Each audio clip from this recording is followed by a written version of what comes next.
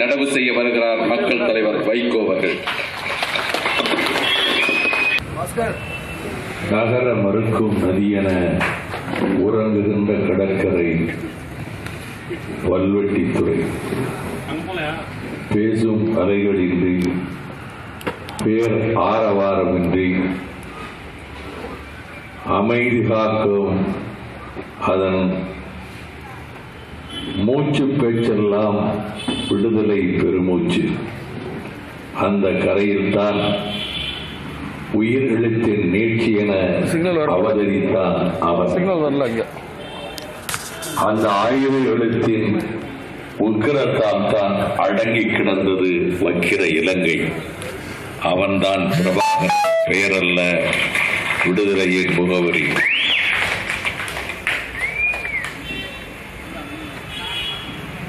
இந்த பிரபாகரனுடைய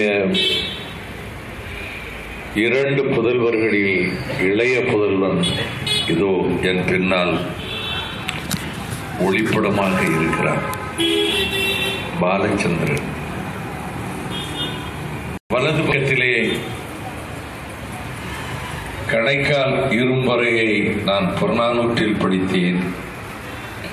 நாம் வாழும் காலத்தில் தொழிநீரும் பருகாமல் சிறுக சிறுக சிறுக அந்த உயிர் சுடர் அணைய அந்த 12 தினங்களில் தன் உயிரை தந்த திலீபன்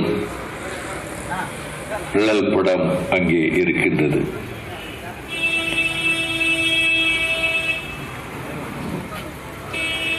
மாவீரர் நாள் நிகழ்ச்சியை சம்பிரதாயத்திற்காக நடத்தவில்லை. என்னுடைய வாழ்க்கையில் ஒவ்வொரு மனிதனும் ஆசைப்படுவதைப் போல, நீர்க்குமிழியைப் போல கரைந்து போகிற இந்த வாழ்க்கையில் எதையாவது சாதித்து விட்டு செல்ல வேண்டும் என்ற இயக்கம் எல்லோருக்கும் ஏற்படுவது உண்டு.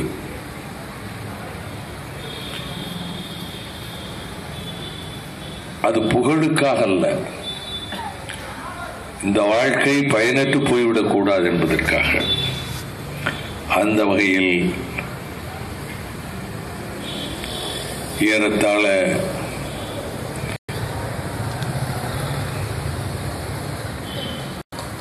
48 ஆண்டுகளுக்கு முன்பே ஈழ விடுதலைக்கு என்னை நான் அர்ப்பணித்துக் கொண்டவன். சுதந்திர தமிழ தாகத்தோடு அதை காண வேண்டும். இந்த பூமி பந்தினுடைய வரைபடத்தில், உலக வரைபடத்தில் தமிழனுக்கு ஒரு தேசம் வேண்டும். அது சுதந்திர தமிழீழ தேசமாகத்தான் இருக்க முடியும் என்பதும், என்னை அறியாது என்னை ஆகர்ஷித்து விட்டார், ஆக்கிரமித்து விட்ட இருதயத்தில் தலைவன் பிரபாகரன். காரணங்கள் எல்லாம் சொல்ல முடியாது. உங்களிலே பலர் காரணமில்லாமல் ஒரு விதத்தில் அதுக்கு ரொம்ப காரணம் சொல்லுவோம். என்னை பிடிக்க அவரை, அதே போல பலருக்கு என்னை பிடிக்காது. பிடிக்கிறது அதுபோல என்னை, என் இருதயத்தை முழுமையாக கவர்ந்த தலைவன் பிரபாகரன்.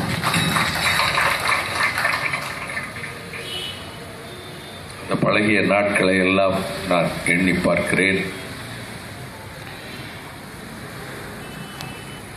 இந்த படத்தை கொஞ்சம் முற்று கவனியுங்கள்.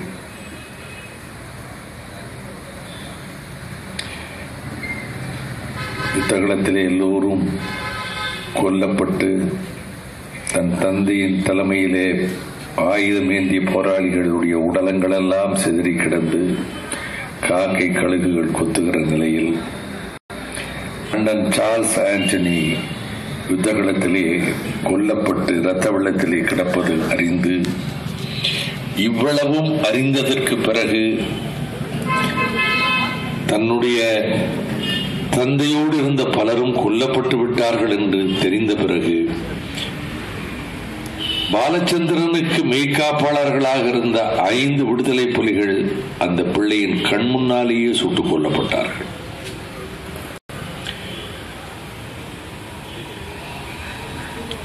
டோன்ட் பிரீத் என்ற ஒரு படத்தை என் பேரன் வருண், நான் கொஞ்சம் நல்ல த்ரில்லர் மூவிஸும் பார்ப்பேன், ஹிஸ்டாரிக்கல் மூவிஸ் பார்ப்பேன். சயின்ஸ் ஃபிக்ஷன் எனக்கு பிடிக்காது, அவன் பார்ப்பான். இந்த சயின்ஸ் படங்கள், வேறு கிரகங்கள் வர்ற மனிதர்கள், வேற்று இந்த படம்லாம் எல்லாம் பிடிக்காது. இந்த ட்ராய் மாதிரி படம், வரலாற்று படம், இந்த 300 மாதிரி படம் என் டேஸ்ட் அவனுக்கு தெரியும்.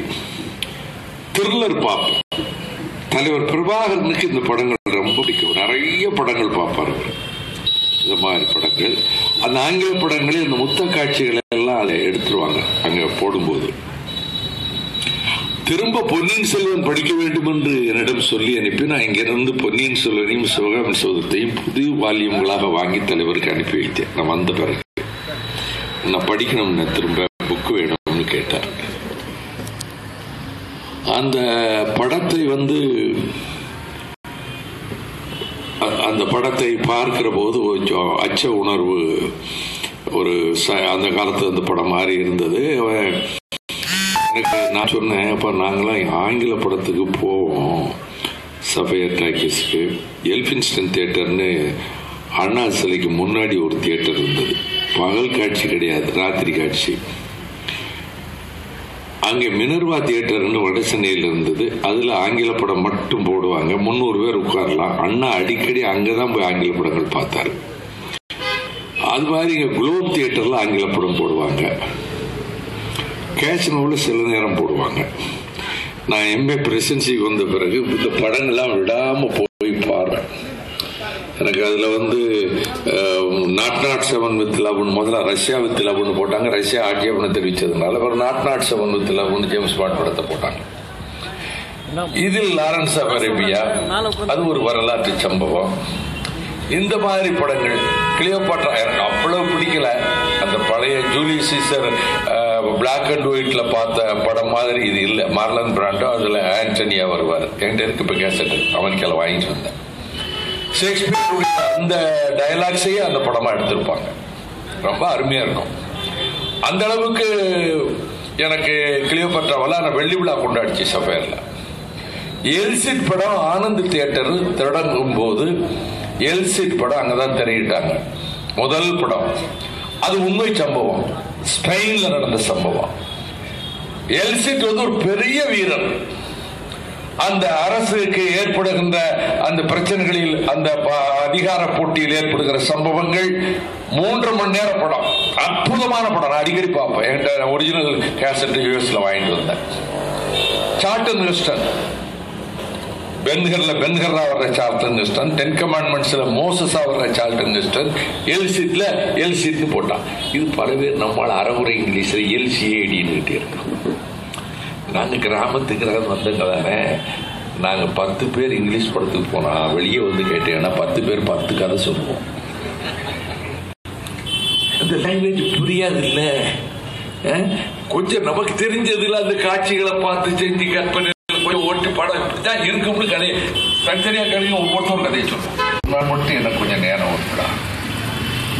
என்னைய பார்க்கறதுக்கு தொண்டர்கள் அண்ணன் உங்களோட 10 நிமிஷம் பேசணும். தமிழ்நாடு கூட தொண்டர்கள் எங்களோட புகைப்படம் எடுக்கணும், என்கிட்ட ஒரு 10 நிமிஷம் பேசணும்னு துடிக்கிறாங்கன்னா உன்னுடைய கால் சீட்டு எனக்கு கிடைக்கவே மாட்டேங்குது. ஒரு 10 நிமிஷம் என்கிட்ட பேசுடா பிரியமா தாத்தா கிட்ட அப்படின்னா அவன் டென்னிஸ் பிளேயரு படிச்சுட்டு இருப்பான், டென்னிஸ் விளையாட போயிடுவான். காலை 5 மணிக்கு எழுந்திரிச்சு அதில் இருக்கிறதுனால இப்போ என்னன்னா பாட்டி சொல்லி எனக்கு வாரில் ஒரு நாள் எனக்கு ஃப்ரீயா அவனோட விட்டுறணும். நாளைக்கு எந்த நிகழ்ச்சியில் போட்டுப்போம். சாயங்காலம் ஒரு இங்கிலீஷ் படம். ஏன்னா எனக்கு கதை சரியா தெரியாது, அவன் நல்லா கரெக்டா சொல்லிடுவான். அவனுக்கு தெரிஞ்ச இங்கிலீஷ் எனக்கு தெரியாதுங்க. சும்மா ஒத்துக்கிட்டா என்ன இருக்கு. அவன் இப்ப 7வது தான் படிக்கிறான். அவன் அற்புதமா அந்த படத்தை லைட்டு சொல்லுவான். அப்படி ஒரு காலகட்டத்தில் படங்களை பார்த்துருக்குறோம். தலைவர் பிரபாகரன் அப்படி பார்க்கக்கூடியவர் தான். அந்த காட்சியில் இந்த படத்தை பார்த்த டோன்ட் பிரீத் படத்தில் வந்து ரொம்ப கொடூரமான சம்பவங்கள். ஆனால் அது பய உணர்ச்சி வருது அவங்களுக்கு. இந்த பிள்ளை முகத்தில் ஏதாவது பய உணர்ச்சியை பார்க்குறீங்களா? இது போட்டோ. 5 பேர் மெய்காப்பாளர்களே சுட்டு கொண்டாச்சு. ஒரு அரை பிஸ்கட்டு, ஒரு கையில ஒரு இடத்த போட்டு, ஒரு துண்டை, ஒரு அரைக்கால் சட்டையை போட்டு ஒன்று போட்டு வச்சிருக்காங்க. ஒரு அரை பிஸ்கட்டு சாப்பிடுவது. அந்த முகத்தில் ஒரு பய உணர்ச்சி இருக்கா? உலகத்தில் எது வந்து எங்கேயும் பய உணர்ச்சி வராம இருக்காது. 5 பேரை கொண்டாச்சு, அடுத்து கொல்ல போறான். ஒரு அதாவது அந்த கண்ணை பாருங்க,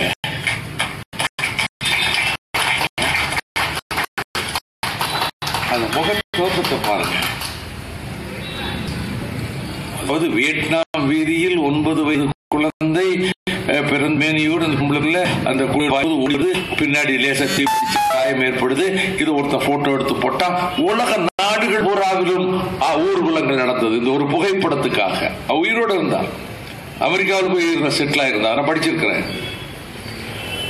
அதை விட 1000 மடங்கு உணர்ச்சியை தூண்டுகிற இந்த காட்சி அல்லவா?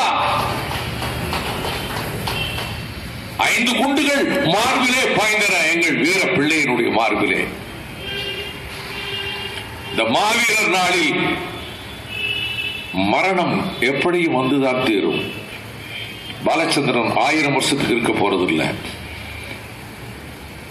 பாலச்சந்திரன் வளர்ந்து 18 வயது வாலிபனானால் அவன் பிரபாகரனோட வீறு கொண்ட படையை நடத்துவான் என்ற அச்சத்தில் உன்னை வாரிசின் கணக்கு வந்துடக்கூடாது. வாரிசு அல்ல, அந்த பிள்ளை அந்த உணர்வோடு வர்றான். என்கிட்ட பேராசிரியர் ராமசாமி பினாங்கு துணை முதலமைச்சர் என்று சொன்னார். அவருடைய அரசியல் சட்டத்துக்கு, இடைக்கால அரசுக்கு ஒரு அரசியல் சட்டத்தை தயாரிக்கணும்னு சொல்லி அவரை அழைச்சிட்டு போறாங்க. ஒரு பொலிட்டிக்கல் பிலாசபி ப்ரொஃபசர். அந்த அரசியல் சட்டத்துக்கு அந்த இடைக்கால நிர்வாகம் இவர்கள் ஈழத்துக்கு அரசியல் சட்டத்துக்கு தயாரித்து கொடுத்தவர் பேராசிரியர் ராமசாமி. அவர் சொல்றாரு, துரு துரு துரு துருன்னு இருப்பான் அந்த பையன். மதிநுட்பம் உள்ளவன், நான் கவனிச்சிருக்கிறேன். ரொம்ப கூர்மையான அறிவுள்ள பையன், துரு துருதுன்னு ஓடிட்டு இருப்பான் அப்படின்னு சொன்னார். அந்த பிள்ளையை கொண்டுட்டாங்க. நான் சொல்றேன், இந்த பிள்ளை எதிர்காலத்தில் பிரபாகரின் மகனாக வந்து அவன் பெரும்படைகளை தயாரித்து அதற்கு பிறகு நமக்கு அழிவு வரும்னு இந்த பச்சை மண்ணை நீ கொண்டுட்ட. நான் சொல்றேன், இவன் பெரிய வாலிபனாகி ஆயுதங்களை தயாரித்து, ஆயுதப்படை தயாரித்து அதன் மூலம் உருவாக்க வேண்டிய அத்தனை உணர்ச்சியையும் இந்த கண் பார்வையிலேயே உருவாக்கி விட்டார். இதை மக்களிடம் கொண்டு போன மாவீரர் நாள் நடத்துவது மக்களிடம் இதை எடுத்துக்கொண்டு போய் சொல்லுவதற்காக. சின்ன வயதில் மகாபாரத கதைகளை பேசுவார்கள், வீரம் வருவதற்காக. அபிமன்யு கதையை சொல்லுவார்கள். நாம் எழுத்து மகாபாரதத்தை எங்க ஊர் மடத்துல வாசிப்பாங்க. பீமன் மரத்தை பிடிக்கிறானேன்னு 15 நிமிஷம் சொல்லுவான். ஆனால் அந்த விராடத்தையும் மழை விராடபுரம் வாசிப்பாங்க. கிராமத்தில் எங்க ஊர்ல வாசிச்சிருக்காங்க. வரத்தை பற்றி சொல்லுவாங்க. அது எனக்கு சின்ன வயதுல அது வந்து ஒரு புராணம், எபிக், அதெல்லாம் வேற. நான் ஒரு பகுத்தறிவு இயக்கத்தை சொல்லலாமா?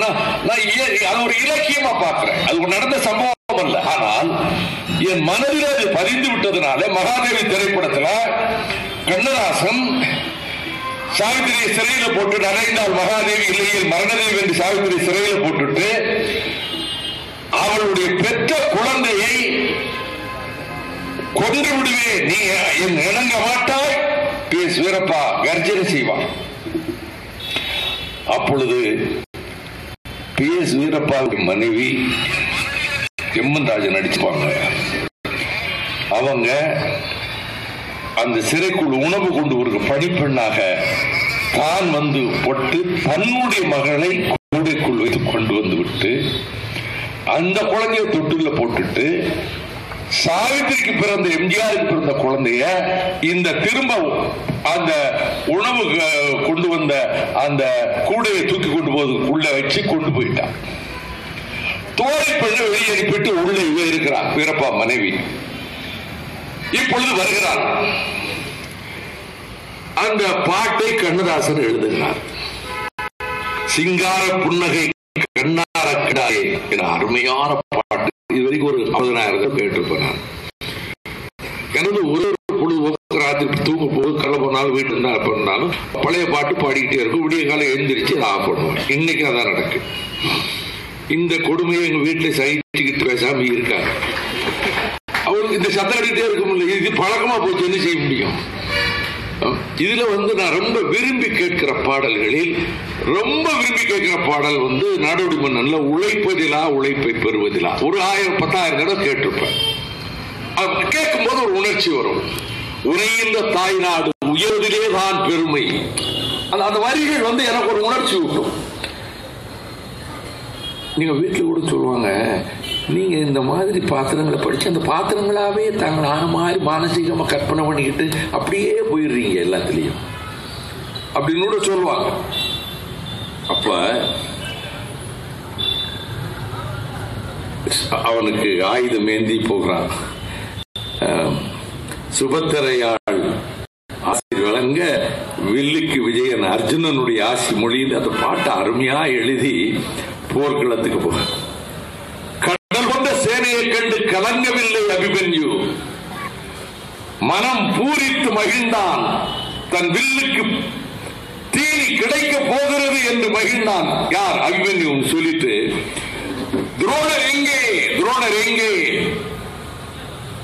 இந்த நேரத்தில் பேசுறப்ப உள்ள வந்துருவான். இது படத்தில் கொண்டு போயிருப்பார். அப்பொழுது இணங்க மாட்டாய் அப்படிலாம் சொல்லிட்டு, உனக்காக என் மகனை எடுத்து வைத்திருக்கிறேன், குத்தி கொண்டு விடு. உன் பிள்ளைய என் உயிருக்கு மேலான கணவனே பலி கொடுக்க துணிந்த போதும் நான் அதை பற்றி அதுக்கு இடம் கொடுக்கவில்லையே. பிள்ளைக்காகவா? உனக்கு பயமா சொல், நானே குத்தி கொள்றேன். அந்த கொல்லப்படுகிறது.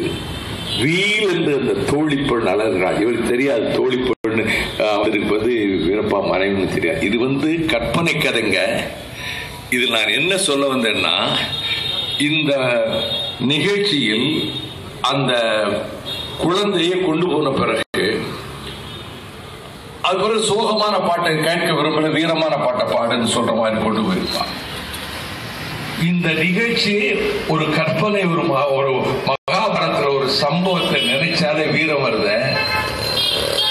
மகேந்திர பல்லவர் சாளுக்கிய புலிகேசி வளைவிட்ட காலத்தில் கிராமத்திலே வீர உணர்ச்சி வர வேண்டும் என்று மகாபாரதத்தை தெருக்களிலே படிக்க சொன்னார்னு கல்வி எழுதியிருப்பார்.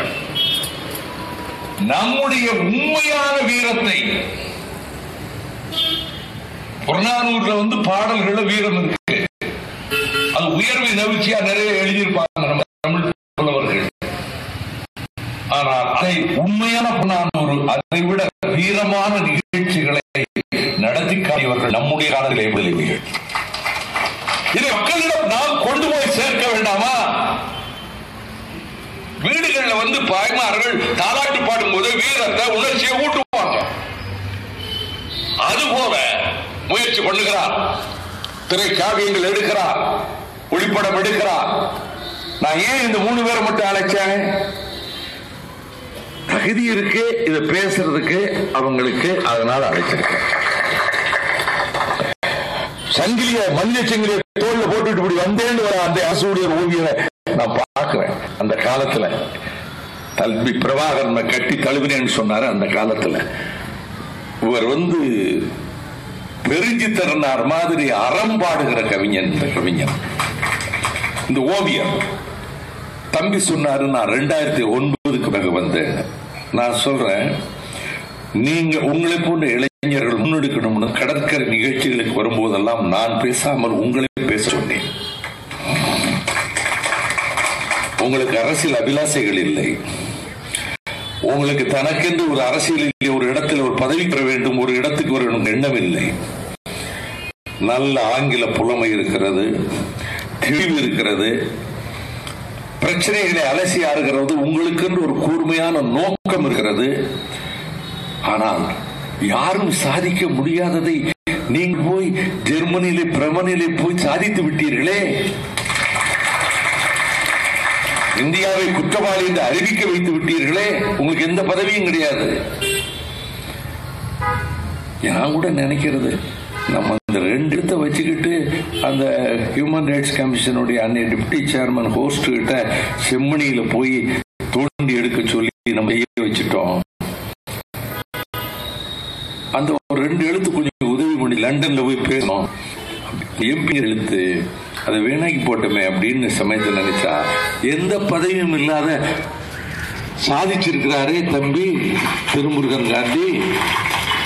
என்ன ஒரே ஒரு அவருக்கு எனக்கு உள்ள நெருக்கடி என்னன்னா, அவரு கூட விசா கொடுத்துடுறான், எனக்கு கொடுக்க மாட்டேன். தம்பி சொன்னாரு, வர்ற மார்ச் எப்படி நீங்க வரணும் ஜெனீவாவுக்கு அப்படின்னு சொன்னாரு. அவர் பிரம்மனில் இருக்கிற பொழுது நான் தினம் கேட்டுக்கிட்டு இருந்தேன். அவர் விளம்பரப்படுத்திக்கிற மாட்டார், அதை சொல்ல வேண்டிய கடமை என் போன்றவனுக்கு உண்டு. அதனாலதான் மக்களுக்கு இனத்துக்காக நீங்கள் செய்ததை நான் சொன்னேன், அறிக்கை கொடுத்தேன். அந்த கூர்மையான நோக்கத்தோடு ஈழப்பிரச்சனையிலே, ஐநா மன்றத்திலே, மனித உரிமை கவுன்சில்ல என்னென்ன நடக்குதுன்னு அவ்வப்பொழுது எனக்கு 1008 வேலை. கட்சியில எங்கள் இயக்கத்தை அழிப்பதற்கு பல முயற்சிகள் நடக்கிறோம், அதை எதிர்த்து போராட வேண்டும். அந்த போர்க்களங்கள் முல்லை பெரியாறிலிருந்து மீட்பின் வரைக்கும் களங்களில் நிகழும். எனக்கு 1000 அவ்வளவு சுமைகள் என்னை அழைத்துக் கொண்டு கட்சியை நடத்த வேண்டும். இவ்வளவுக்கு மத்தியில் நான் இயங்குவதற்கு என்னுடைய முழு நேரத்தில் அறிந்து கொள்ள முடியாத நேரங்களில் தொலைபேசியிலே நீங்க இப்ப லேட்டஸ்டா வந்தது எல்லாம் எனக்கு கொஞ்சம் உடனே மெயில்ல அனுப்பி வைங்க, உடனே அனுப்புவான். அப்படி பண்ணிக்கிட்டா தான் போய் பேச முடியும். அந்த பணிகளை செய்யக்கூடிய நேரத்தில் அடுத்த 4 மாதங்கள் முக்கியமான காலகட்டம் என்று சொன்னீர்கள். எங்கள் இயக்க தோழர்கள் இப்பொழுது இருப்பவர்கள் எல்லோரும் நன்றாக வடிகட்டப்பட்ட, பட்டை தீர்த்தப்பட்ட, புடம் போடப்பட்ட, நல்ல ஊதுலையிலே வார்ப்பிக்கப்பட்ட, நெருப்பில் வாட்டி எடுத்து வார்ப்பிக்கப்பட்ட ஆயுதங்கள். என்னுடைய தம்பிமார்கள், அண்ணன்மார்கள், எங்கள் சகோதரிகள், எங்கள் தோழர்கள். இதற்கு நிகரான ஒரு இயக்கம் தமிழ்நாட்டிலே கிடையாது, இந்தியாவிலே கிடையாது.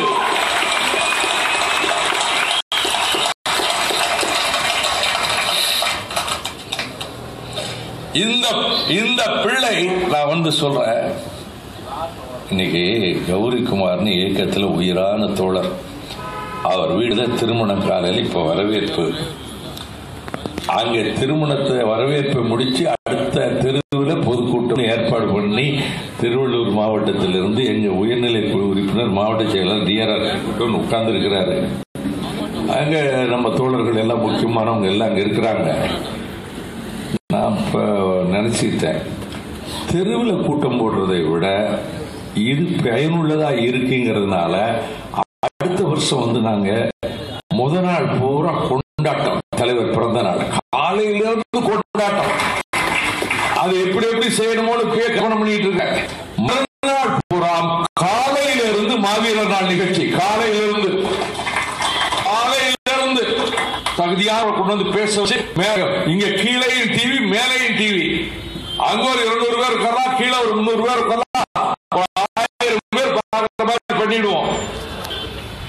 இன்னைக்கு நான் இதை சில செய்திகளை சொல்ல வேண்டும் வருகிற பொழுது, இந்த பிள்ளை தம்பி திலீபனுடைய மரணத்துக்கு பிறகு நான் என்ன செஞ்சேன் என் சகோதரர்களுக்கு சொல்லித்தான் தெரியும், புதிய தம்பிமார்களுக்கு. நவம்பர் மாதம் பூரா, டிசம்பர் மாதம் பூரா வீடியோ கேசட் அதை எடுத்துக்கிட்டு அவரு நல்லூர் கந்தசாமி கோயில் உண்ணாவிரதம் இருக்கிறது, தலைவர் அங்க இருக்கிறது. நம்ம உணர்ச்சி கவிஞர் திலீபன் அழைப்பது சாவையா, இந்த சின்ன வயதில் தேவையா சொல்வது, பெண்கள் அழுவது, காட்சி 1 மணி நேரம் வீடியோ. ஒவ்வொரு தலைவர் வீட்லயும் போட்டு காட்டினேன். வடநாட்டில் வாஜ்பாய் வீட்டில் போட்டு காட்டினேன், அத்வானி வீட்டில் போட்டு காட்டினேன். என்டிஆர் ஏற்பாடு பண்ணப்ப எல்லா எம்பிக்களையும் ஆந்திர பவனுக்கு வர சொல்லி சப்போர்ட் பிரதர், மை பிரதர் அப்படின்னு போயிடார். அவர் என்ன செஞ்சாலும் சப்போர்ட் பண்ணுங்கன்னாரு. அந்த திலீபனுடைய படத்தை இங்க வச்சிருக்கிறோம். அங்கேயர்கேணியை பற்றி சொன்னாங்க. அங்கேயர்கேணி ரொம்ப இடைவெளிக்கு பிறகு அம்மா வீட்டுக்கு போறா, அந்த ஓலை குடிசை வீட்டுக்கு. அம்மா ரொம்ப பிரியமா இருக்கிறா, சாப்பிட சொல்றா. எங்க நான் ரொம்ப தூரம் போறேன், காற்றா போயிருவேன் அப்படின்னு சொல்றா. அவங்க அம்மாவுக்கு புரியல. அதன் பிறகுதான் அவர் சொல்றதான் உண்மை. அந்த 60 கிலோ எடையுள்ள பெண் 6000 டன் எடையுள்ள கப்பை தகர்த்தாள், நீந்தி சென்று குண்டுகளை சுமந்து கொண்டு. இதெல்லாம் உலகத்தில் யாரும் செய்ய முடியாது. அதுபோலதான் இந்த கச்சான் வித்த காசு இருக்கும், அம்மா துக்கம் கட்டு இந்த நினைவு நாளுக்கு வர்றவங்களுக்கு சாப்பாடு போட வசதியா இருக்கும்னு சொன்னதெல்லாம் இது மாதிரி ஆயிரக்கணக்கான சம்பவங்கள். நடேசனை பத்தி சொன்னீங்க. டெல்லி வீட்டில் 5 மாசம் டெல்லி வீட்டில் நடேசனை தங்க வச்சிருந்தேன். இப்போ விபி சிங் ஆட்சி. இதுவரை சொல்லாத ஒரு உண்மையை இன்றைக்கு பதிவு செய்கிறேன். ஏன்னா இந்த கேசட் வெளிநாட்டுக்கெல்லாம் போக போகுது. விபி சிங் பிரைம் மினிஸ்டர் என் மேல் ரொம்ப பிரியமா இருப்பார். அவர் காங்கிரஸ் கட்சியை விட்டு நீக்கிய பிறகு அவரை முகமது கோரிக்கு காட்டி கொடுத்து பிருத்திவிராஜனை சாகடித்த ஜெயச்சந்திரனுடைய வம்சத்திலே வந்தவர். காங்கிரஸ்காரங்க அங்கே சொன்னாங்க, is a traitor VP Singh. அவர் ராஜபுத்திர குடும்பத்தில் பிறந்தவர் விபி சிங். அவர்கள் மூதாதை ஜெயச்சந்திரனுடைய மூதாதை. நீ முகமது கோரியோட சேர்ந்து பிருத்திவிராஜனை கொல்வதற்கு நீ சதி, அப்படிப்பட்ட துரோகியினுடைய வழியில வந்தவன் சொல்லி பார்லிமெண்ட்ல பேசுறாங்க. கல்பனா எல்லாரும் பேசுறாங்க. காங்கிரஸை விட்டு அவர் இந்த ஃபேர்பாக்ஸ் ஊழலை பற்றி கண்டிச்சு இந்த போபஸ் பிரச்சனை வர இந்த கட்டத்தில் அவர் நிதியமைச்சர் பொறுப்பை ராஜினாமா செய்யறதுக்கு மகன் தான் காரை ஓட்டிட்டு போனாரு. விபி சிங் போனாரு. அவர் போன உடனே அவர் ரிசைன் பண்ணிட்டு வந்துட்டாரு. காங்கிரஸ் விட்டு வெளியே இருக்கிறாரு. எனக்கு ஏன் விபி சிங்க பிடிச்சதுன்னா, நான் சின்ன வயசுல எங்க ஊர்ல டூரிங் டாக்கீஸுக்கு வில்லு வண்டியில எங்க அப்பா எப்பயாவது 3 மாதத்துக்கு ஒருக்க கூட்டி போவார்.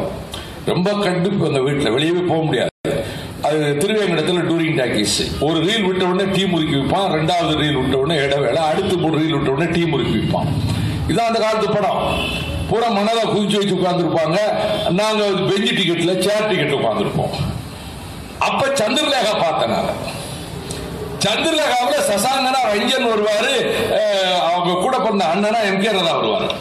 ரொம்ப அழகா இருப்பார். கந்தசாமி முதலியார் மகன் தான் எம்கே ராதா. எத்தனையோ பேரை வாழ வச்ச நடிகர்களை வாழ வச்ச குடும்பம் ரொம்ப கஷ்டப்பட்டாங்க கடைசியில.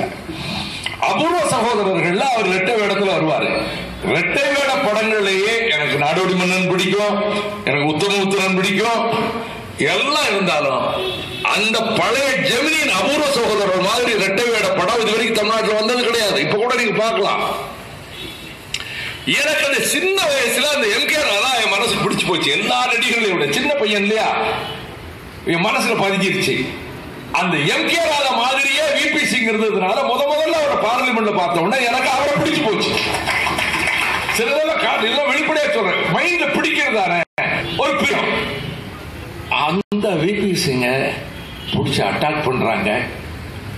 அந்த பாராளுமன்றத்தில் உள்ள எந்த அரசியல் கட்சியும் அவரை ஆதரிக்கவில்லை. நான் பேரை சொல்ல விரும்பல. இந்தியாவில் உள்ள எந்த அரசியல் கட்சியும், காங்கிரஸ் அல்லாத கட்சிகள் அவரை ஆதரிக்கவில்லை. பார்த்தாங்க. ஒரே ஒருவனாகிய நான் தான் அவரை அவமானப்படுத்துறாங்க. சிவந்த முகம் இல்லையா, அவருக்கு கண்ணீர் வருது. சிவந்து முகம் சிவந்து அப்படியே கூறி உட்கார்ந்து இருக்காரு. நான் எந்திரிச்சு கொடுத்தம் பாருங்க. அவனோட எப்படி கொடுத்திருப்பேன்னு திருப்ப டைம் இல்லை. நல்ல என்கிட்ட வாங்கிக்கிட்டான். அதிலிருந்து என் மீது அவருக்கு அளவு கடந்த பற்று. பிரைம் மினிஸ்டர் ஆனார். அவருங்க வரும்போது யாரும் அவரை கண்டுக்கல. நான் தொண்டர் கூடையோட தமிழ்நாடு கூட சுற்று போயிடும். நான் போய் அவர் பேச்ச நான் தான் மொழிபெயர்த்தேன். பிரைம் மினிஸ்டர் வந்த பிறகு அது வேற கதை. அப்போ அவரு பிரைம் மினிஸ்டர் ஆயிட்டாரு. நான் அவரை பார்க்கணும்னு ஆசைப்படுறேன். குடும்பத்தோட என் துணைவியாரோட போய் பார்க்கணும்னு.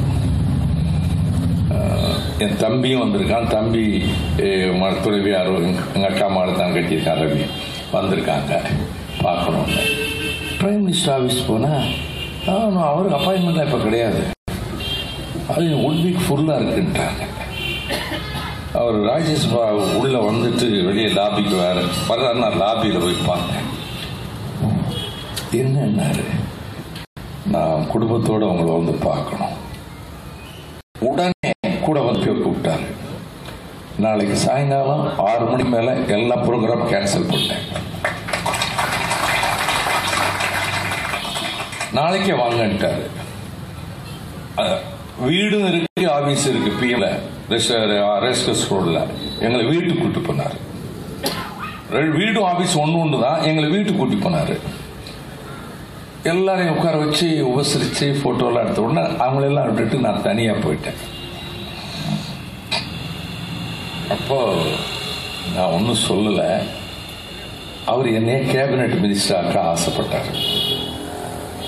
இது யார் சொன்னதுன்னா சங்கர் தயாள் சர்மா, எங்களுடைய சேர்மன், வைஸ் பிரசிடென்ட். அவருக்கு என் மேல ரொம்ப பிரியம். அவர் பதவி ஏற்க வந்த நாள் வந்து அவர் ரொம்ப ஜாதகத்தில் நம்பிக்கை உள்ளவர், ஜோசியத்தில். இப்போ பெரிய மனுஷன், நல்ல நாள் பார்த்து பார்லிமெண்ட்டை தொடங்க வச்சு அவர் வைஸ் பிரசிடென்ட் ஆகி ராஜ்யசபாவில் வந்து முதல் நாள் உட்கார்றாரு. நல்லா கவனிக்கணும். வைஸ் பிரசிடென்ட் ஆகி அதுக்கு பிறகு வைஸ் பிரசிடென்ட் ஆன பிறகு ஒரு 2 மாசம் 3 மாசம் கழிச்சு பார்லிமெண்ட் கூடுது. அந்த முதல் நாள் அவர் நல்ல நாள் பார்த்து நேரம் பார்த்து அந்த டேட்டை பிக்ஸ் பண்ணி வந்து உட்கார்றாரு. 11 மணி பராக் பராக் ராஜாதி ராஜ ராஜ பார்த்தாண்ட அப்படின்னு சொல்ற மாதிரி அந்த சொல்லுவான் பார்லிமெண்ட்ல. வரலாறு எல்லாம் எந்திரிச்சு நிக்கணும். எந்திரிச்சு நின்ன உடனே எல்லாரும் உட்கார்ந்த உடனே கேள்வி எடுத்து கொஸ்டின் நம்பர் 1 ஆரம்பிக்கணும். ஸ்டார் கொஸ்டின்ல உட்கார்ந்தாங்கல்ல, நான் எந்திரிச்சேன். இந்த கேள்வி நேரம் இப்ப கூடாது, எங்க மக்கள் கொல்லப்படுகிறார்கள் இந்திய ராணுவத்தால். Our people our vice president ராஜ்யசபாவில் புதுசா வந்திருக்காரா, என்னடா எவனும் ஒருத்தர் எடுத்து கெல்ட்டா பண்றான், ஒரு வில்லகமான ஆளா இருக்கான்னு இப்படி பாக்குறாரு. காங்கிரஸ்காரங்க ஒரே அடியா கொஸ்டின் அவர் ஒரு நரகத்துக்கு போகணும். கொஸ்டின் அவர் எங்கள் வாழ்வே கேள்விக்குறியாகி விட்டது. இங்க என்ன கேள்வி நேரம்? Why question our? The life of our race is in question. என்ன ஒண்ணுமே விட்டேன். குருபாதசாமி வந்தாரு, ஒரு தெலுங்கு தேசத்தவர் வந்தாரு, கம்யூனிஸ்டர் வந்தாரு. கொஞ்சம் பேசாம இருங்க, நீ கிருஷ்ணன் முடிஞ்சு பேசிக்கிடுவான், அந்த வேலையெல்லாம் நடக்காது. ஒரு 15 நிமிஷம் சபையை நடத்த விடல. அவருக்கு வேற வழி இல்லை. I am pained to say I am expelling that member Gopalsamy from the house. சபையை விட்டு வெளியேற்றினார். என்னுடைய 24 ஆண்டு கால நாடாளுமன்ற வாழ்க்கையில் நான் சபையிலிருந்து வெளியேற்றப்பட்டது அன்னைக்கு தான் வெளியேற்றினாங்க.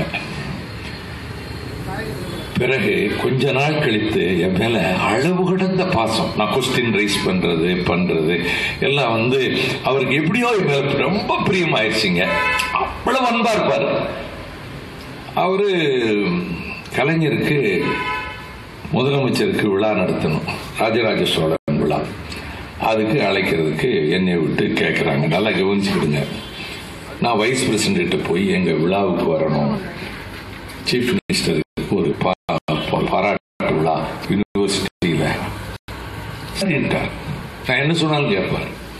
உடனே நான் கொண்டு போய் அப்ப அவரை பற்றி பேசுறதுக்கு புக்ஸ் கொண்டு வாங்கணும்னு நான் இவர் எழுதின ரோமாபுரி பாண்டியன், திருக்குறள் மொழிபெயர்ப்பு எல்லாம் ஏகப்பட்ட புத்தகங்களை கொண்டு போய் கொடுத்து அவர் வந்து பேச்சை தயார் பண்ற கொடுத்தேன். நாளைக்கு போகணுங்க. அவர் சொல்லிட்டாரு, எங்களுடைய அந்த பிரைம் மினிஸ்டர் வர்ற பிளேன்ல தான் வைஸ் பிரசிடென்ட் வருவாங்க, பிரசிடென்ட் வருவாங்க.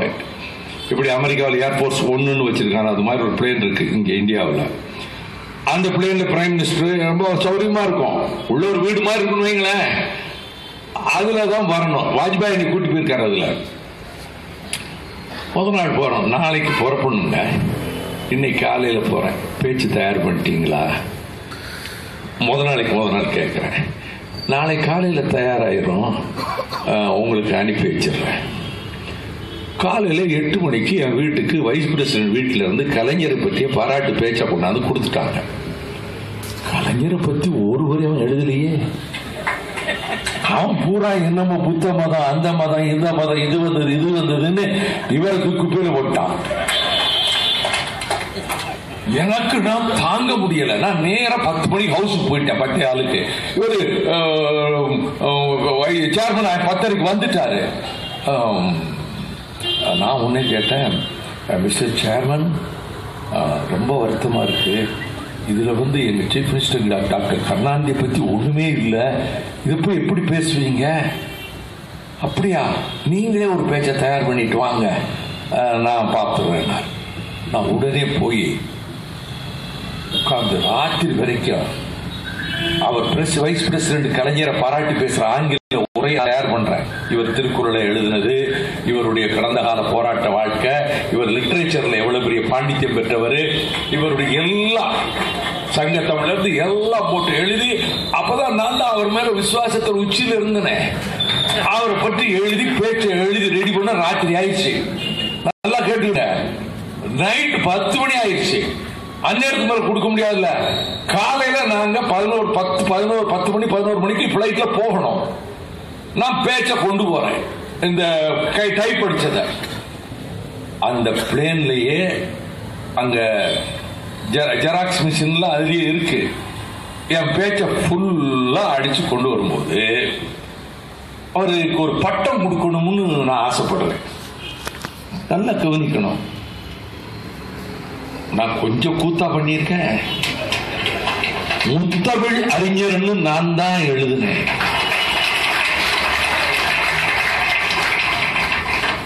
ஆமா, அண்ணன் தலைவர், அதாவது சிஷ்யன் குருவுக்கு பட்டம் கொடுத்தது வரலாற்றில் இவருக்கு தான் நடந்திருக்க முடியும். குரு சிஷ்யனுக்கு கொடுக்கலாம், சிஷ்யன் குருவுக்கு பட்டம் கொடுக்கலாம்.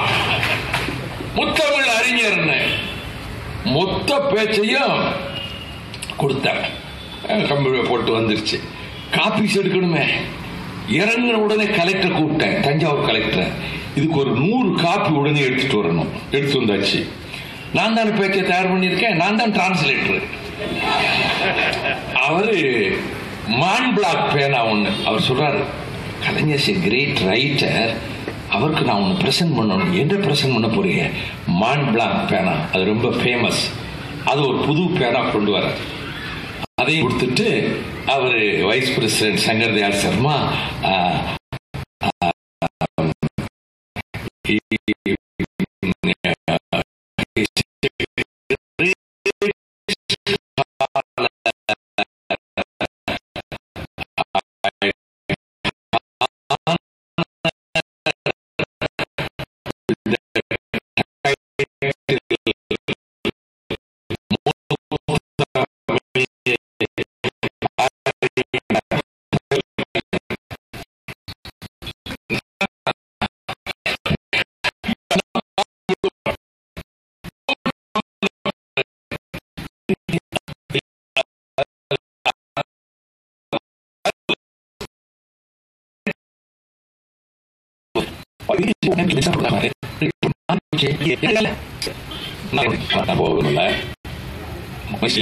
இவருங்க போன் இருக்காங்க.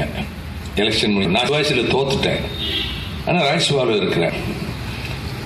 சிவாசியில் தோப்பன் நிஜம் நிறுத்தினாங்க, தோத்துட்டு விடுங்க. இவங்க இங்க இருந்து போன் இருக்காங்க, ஆலிவர் ரோட்ல இருந்து வீப் சிங் கிட்ட. Yes, I decided to make பல்சா in put to him in my ஹேபிட்னு சொல்லி இருக்கிறாரு. எல்லா குடும்பத்தோட முருமானோட போயிட்டாரு. நான் இன்னைக்கு சத்தியமா சொல்றேங்க, கொடுத்தா கூட வாங்கியிருக்க மாட்டாங்க.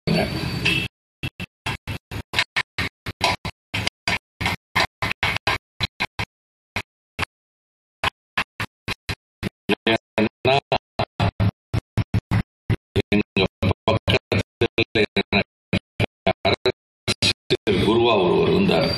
எனக்கு இந்த பதவி சரிப்பட்டு வராது, நடந்தே தான் போய் ஓட்டு கேட்டார், நடந்த போய் நன்றி சொன்னாரு. இந்த எம்எல்ஏ பதவி லாயக்கூடாது ரிசைன் பண்ணிவிட்டார். அவர் ஜெயில வந்து வேலூர்ல பார்த்தாரு, அப்புறம் இறந்துட்டாருங்க. நான் ஜெயிலுக்கு வரதுக்கு முன்னாடி அவர் என் வீட்டு வந்தேன், சிவாசியில தோதுக்கேன், கழிச்சுக்கிட்டேன். ரிசல்ட் வந்து நான் வீட்டுக்கு இருக்கேன். வீட்டுக்கு வராரு, தம்பி உன்னை மந்திரி ஆக்குற மாதிரி பேச்சு வருது, பிசிங் மந்திரி சபையில உன்னை மந்திரி ஆக்குற மாதிரி எந்த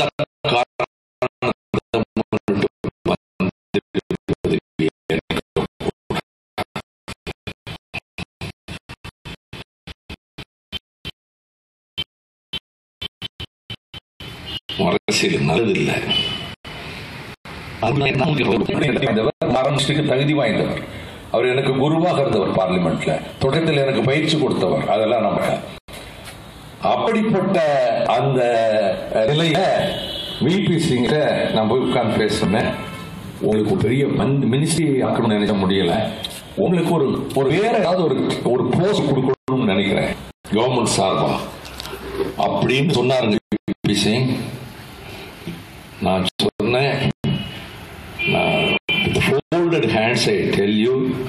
எனக்கு எந்த பதவியும் கொடுத்துடாதீங்க, அரசியல் கேடு வருவதில்லை, பல காரணங்கள் இருக்குது பின்னணியில, எந்த பொறுப்பை கொடுத்துறாங்க, நான் எம்பி உங்களுக்கு சப்போர்ட்டா இருக்கேன்.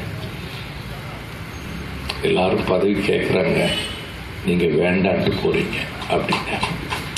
இதன் பிறகு அடுத்து ஒரு மாசம் கழிச்சு சொல்றாரு, நான் பேரை சொல்ல மாட்டேன்,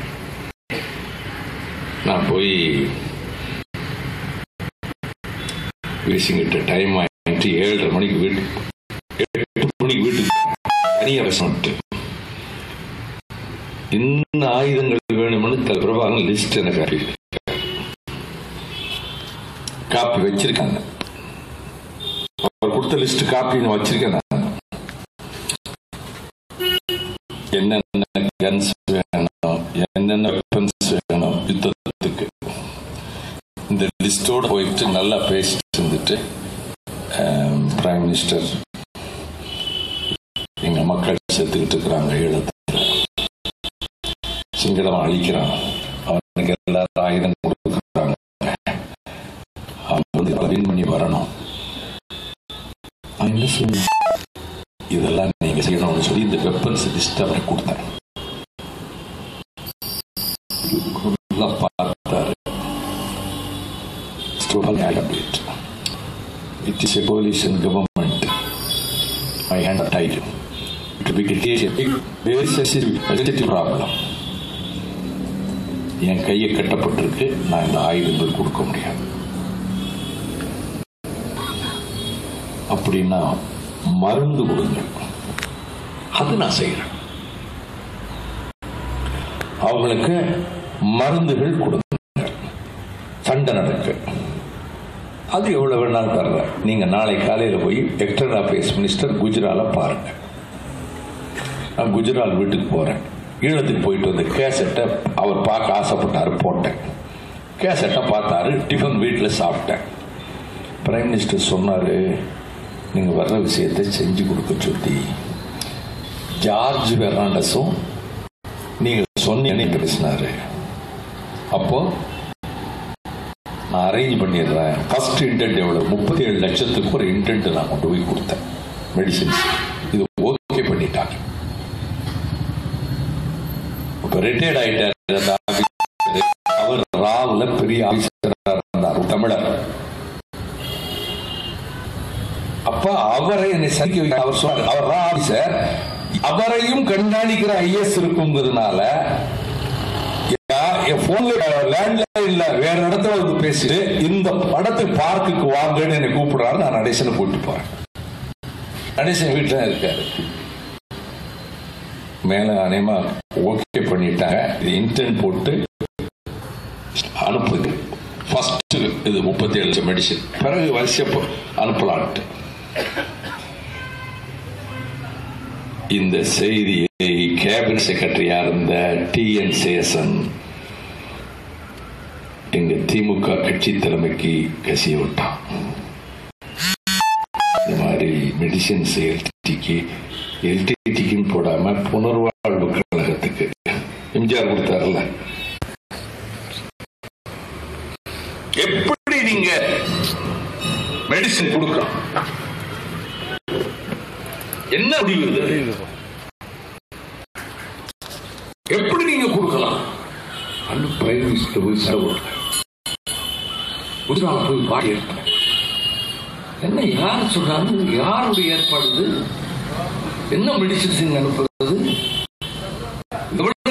பிரச்சனையாகும். தமிழ்நாட்டில் எங்களுக்கு நடக்கிறதா? அந்த திட்டம் கைவிடப்பட்டது. இதெல்லாம் ஆதரிச்சிருக்கிறேன். விபி சிங்கிட்ட கொடுத்த வெப்பன்ஸ் லிஸ்ட் நான் வச்சிருக்கேன். தலைவர் வந்து லிஸ்ட், பிரதமர் வந்து லிஸ்ட் கேட்டா இவங்க கொடுக்கல. இந்தியா கொடுக்கல. என்னுடைய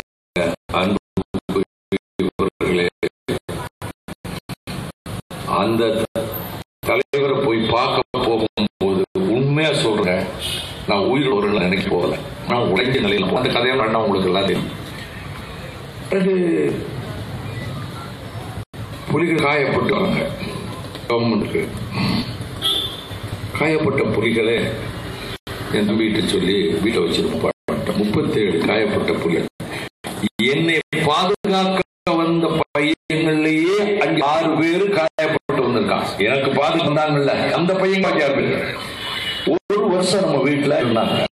எங்க அம்மா தான் சாப்பாடுலாம் போட்டுச்சு. டாக்டர் வர கூப்பிட்டுட்டு வருவோம். எங்க ஊர்ல எதிர்கட்சி கொஞ்சம் பேர் இருந்தா கூட எவனும் போலீஸ் ஸ்டேஷன் தகவல் இவ்வளவு பேர் இருந்தாங்க. மொத்த வீடு கீழே மாடி எல்லாம் 57 பேர் இருந்தாங்க. அங்கே இருக்கிறாங்க. அவங்க சின்ன ரேடியோ வச்சு கேட்டுக்கிடுவாங்க. அதுல ஒரு பையனுக்கு 2 கை கிடையாது, 2 கால் கிடையாது, 2 கண்ணு கிடையாது. இப்படி ஒரு உருவத்தை கற்பனை பண்ணி பாருங்க. அதை தூக்கி கொண்டு லெடில உட்காந்து கொண்டு வரணும். என் தம்பியை பல நேரம் கொண்டு உட்காந்துருக்கான். ஒரு 17 பேருக்கு கை கால் கிடையாது. அது வச்சிருந்தோம். அதன் பிறகு இன்னும் கொஞ்சம் வைத்திய வசதி பண்ணு திருநெல்வேலி போய் பெப்பின் பெறாண்ட வீட்டுல வாடகைக்கு இருந்தான். நான் தம்பி இருந்தான். அந்த வீட்டுல வச்சிருந்தோம். இப்போ படுகொலையாக போச்சு.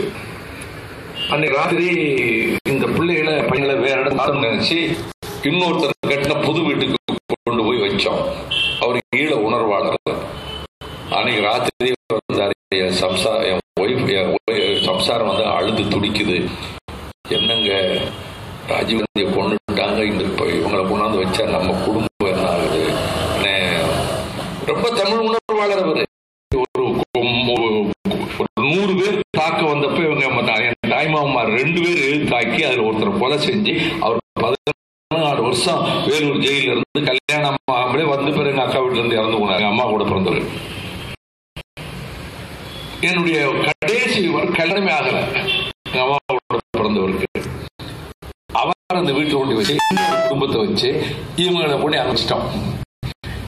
இவங்க சாப்பாடு இதெல்லாம் வாங்குறதுக்கு அவங்க குடும்பம் இவங்க வெளியவே வரட்டாங்க. இப்படி ஒரு 5 மாசம் இருக்கிறாங்க. ராஜ் கொலைக்கு பிறகு நல்லா தெரிஞ்சிடுங்க, யாருக்கும் தெரியாது. அவங்க உள்ள போனா இவங்க கண்டுபிடிக்க முடியாது. இந்த குடும்பத்துக்கு காய்கறி வாங்கிட்டு வர்ற மாதிரி வாங்கிட்டு மாமனாங்க இருந்தாரு. ஒரு நாள் வக்கீல் துரைசாமி என்னை கூப்பிட்டு விட்டார். விடுதலை புலிகளை எங்கேயாவது வச்சிருக்கீங்களா திருவள்ளியில? என்னென்ன இல்ல சீரியஸா கேட்கிறேன், ஒரு பிரச்சனை. ஆமாங்க. உடனே இடத்த மாத்துங்க, ரெய்டு பண்ண போறாங்க. 2 நாள் யாருக்குமே தெரியாது.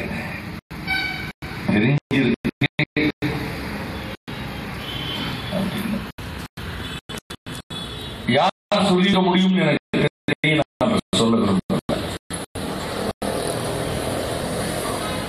ஏன்னா அவர் வந்து கேட்டார். ராஜ்கோலை ஆன உடனே கூப்பிட்டு கலைஞர் கேட்டார், வீட்டுல வச்சிருந்த புள்ளிகள்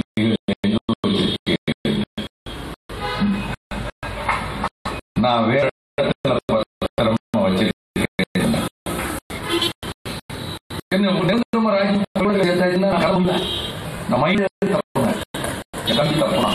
சொல்ல விரும்பல.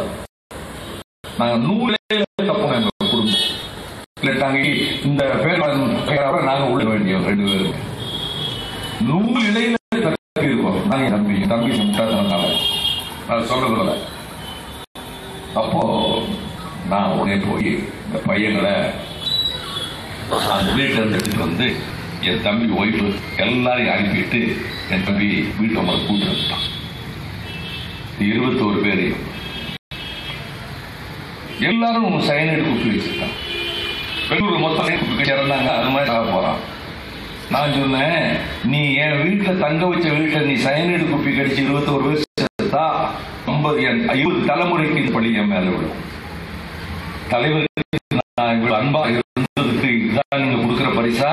இந்நேரம் தம்பி பிரபாகரன் இருந்திருந்தா நான் சொல்றத அவர் சொல்லுவாரா இல்லையா? குப்பி கடிக்க கூடாது, குப்பியை கொடுங்கன்னு கேட்பாரா இல்லையா? நேரம் பிராரங்க வர முடியாது, நீங்க கொடுக்குறீங்க இல்லையா? ஒரு நாள் பூரா வாதாடி நைட்ல எல்லா சைனடு குப்பியும் அங்க கொடுத்தான். தம்பி என்ன பண்ணலாம் தெரியுமா? வீட்டுல வேலை செய்வங்களே அனுப்பிட்டாங்க. யாரும் இருக்கக்கூடாது, உதவிக்கு இருந்தவங்க யாரும் கூடாது, நான் மட்டும் கைதாவேன் முடிவு பண்ணான். பலவேசம் ஒரு டிஎஸ்பி இருந்தார், ரிட்டையர்ட் ஆயிட்டார். அகமான மனுஷன் பலவேச பாண்டியன். என் தம்பியை கூப்பிட்டுருக்காரு. சுத்தி வளைச்சிட்டாங்க போலீஸ். வளைக்க போறாங்க. ஆயுதங்கள் ஏதாவது இருந்தால் சொல்றாங்க. ஆயுதம் இல்லைன்னு முதல்ல சொல்றாரு. ஏதாவது இருந்தா அப்புறப்படுத்தி எங்க வீட்டுல அரெஸ்ட் பண்ணி கொண்டு போறாங்க. என் தம்பி போனா சட்டப்படி குற்றமா இருக்கலாம், மனச்சாட்சிப்படி இது என்னுடைய கடமை. கோசி மணியன் என்னை கூப்பிட்டு சொன்னாரு, டேய் எங்களுக்கு ஜெயில இருந்தாருல சேரத்துல உயிரா இருப்பாரு மேல. அவர்கிட்டயும் சொல்றேன், இவ்வளவு உயிரா இருக்கீங்க, கலைஞரை நீ வெட்ட சொன்னா தலையை துட்டா வெட்டிருக்கீங்க, அதுவே தெரியும் அப்படின்னு சொல்றேன். தூக்கி எரிஞ்சிட்டு போயிட்டாண்டா உன் தம்பி ரவிச்சந்திரன்.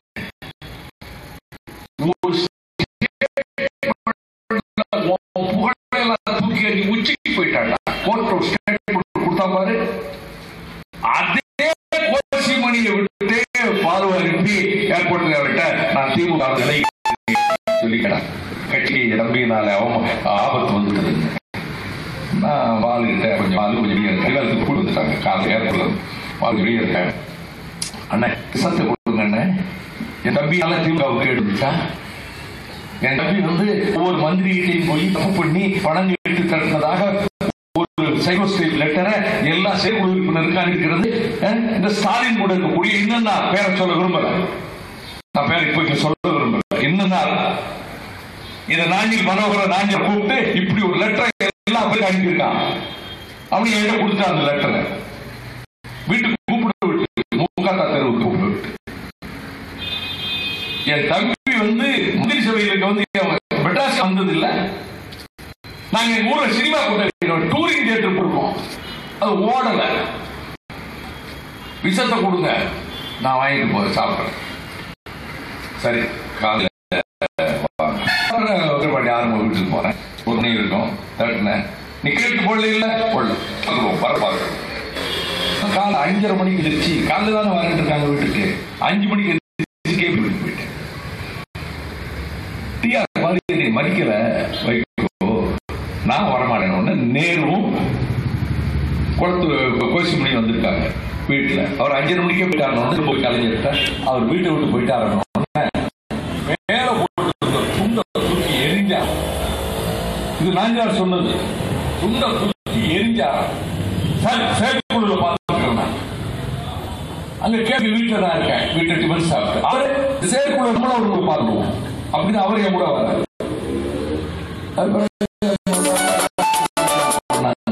கட்சிக்கு விடுதலை.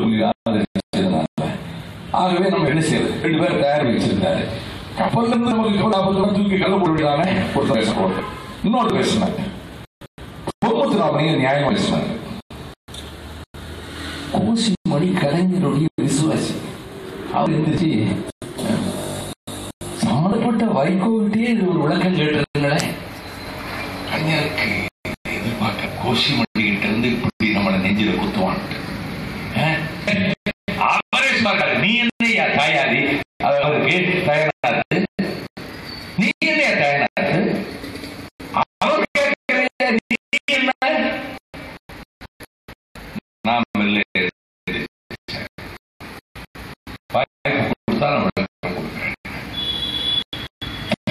பண்ண என்னால் இந்த இயக்கம் வளர்ந்திருக்கும். இந்த கருப்பு சவ பேட்டி பஸ் ஸ்டாண்ட சைட் அடிக்க கூடாது. இந்த உடை அண்ணா உருவாக்கினார், நீ உருவாக்கினீர்கள் விடுதலை உணர்வை. இந்த இயக்கத்தில் இந்த விடுதலை உணர்வை எங்கள் ரத்தத்தை ஊட்டியீர்கள். என்னால் இந்த கட்சி ஒரு இடமாவது வளர்ந்திருப்பது நினைக்கிறேன். 37 நிமிஷம் பேசும்போது குறுக்க அவங்களுக்கு வேண்டிய வளர்ந்துருச்சு. விடுதலை புலிகளை நீங்க சிக்கிட்டீங்களா, அதனால அவங்க தகவல் பண்றாங்களா, அதனால அவங்க கிட்ட சிக்கிட்ட பயத்திருப்பெல்லாம் நடத்துங்களான்னு வச்சு கேட்கிறாரு.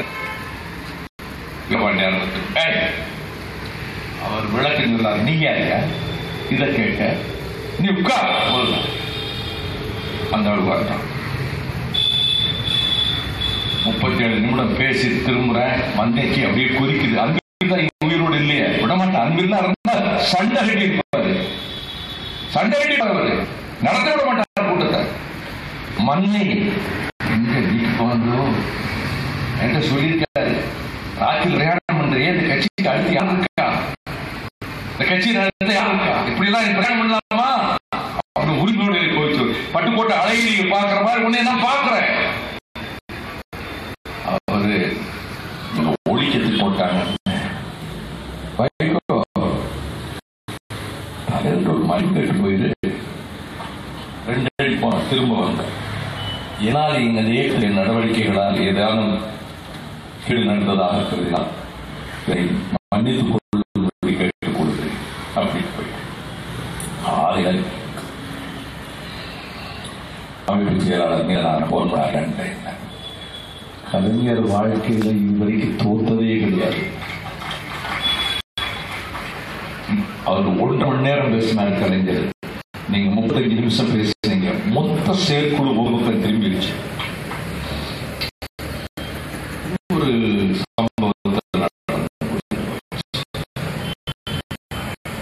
சகோதரர்களே, என் தம்பி விலங்கு போட்டுதான் போட்டு கொடுக்கிறாங்க. எங்க குடும்பத்துல நாங்க எங்க அம்மாவை நான் மிஸ்ஸா படாவில் இருக்கிறேன். தம்பி கேட்டுக்கிட்டு முருகன் வீட்டில் போய் ரெய்ட் பண்றாங்க போலீஸ். நான் அண்ணா படம் பிள்ளைப்படத்து பக்கத்தில் பிரபாகரன் படத்தை வச்சிருந்தேன். எங்க அம்மா மட்டும் தான் வீடு இருக்கு. அந்த படம் போய் எடுக்கிறாங்க. எங்க அம்மா அந்த போலீஸ் சொல்லுது இருக்கேன், அது என் பிள்ளைதான். அந்த படத்தை ஏன் எடுக்குங்க? எங்க அம்மா சொன்னாங்க. எங்க அம்மா 3ஆவது வகுப்பு தான் படிச்சிருக்கேன். ரொம்ப ரோசமும் மானமும் வீரமும் உள்ள தாய்ங்க. நான் எலெக்ஷன் தோட்டா எனக்கு போன் பண்ணி கவலைப்படாத, திருச்சி கழிஞ்சிச்சு அப்படின்னு சொல்லுங்க. எங்க அம்மாவுடைய வீரத்தில் எனக்கு கொஞ்சம் தாங்க இருக்கு. கொஞ்சம் ஆமா, 100வது வயசு சாக போற வயசுல காலா கடைக்கு முன்னாடி போய் உண்ணாவது. அதை விட பாலச்சந்திரனை கொண்டுட்டாங்கன்னு சொல்லி அங்கங்க நிகழ்ச்சி நடக்குது. எனக்கு தெரியாத தம்பி ரவிக்கு இருக்கான், ஊர்க்காரன் எல்லாம் கூப்பிடுறாங்க. இந்த பச்சை பிள்ளைய கொண்டுருக்கான படுவாய் போயிடுவேன். நம்ம இந்த ஊர்ல என்ன செய்யாட்டிருந்த உண்ணாவிரத உடனே ஜோதி பந்தல போடு, பஞ்சாயத்து ஆட்சிக்கு முன்னாடி ரோட்ல பந்தல போட்டு 7 மணிக்கு அம்மா போய் உட்கார்ந்துருச்சு. அதுக்கு சுகர் இருக்கு, ரத்த அழுத்தம் இருக்கு. ராத்திரி 7 மணி வரைக்கும் ஒரு சொட்டு தண்ணி குடிக்கிறார். நான் சொல்லல, போயிருந்துச்சு. அதுக்கு பிறகு ரொம்ப உடல்ல கேட்டு மெட்ராஸ் கொண்டு வந்து ஒரு நாள் நைட்டு நான் மெட்ராஸ் ஆஸ்பத்திரி சேர்க்கணும் கொண்டாந்துருக்கிறேன்.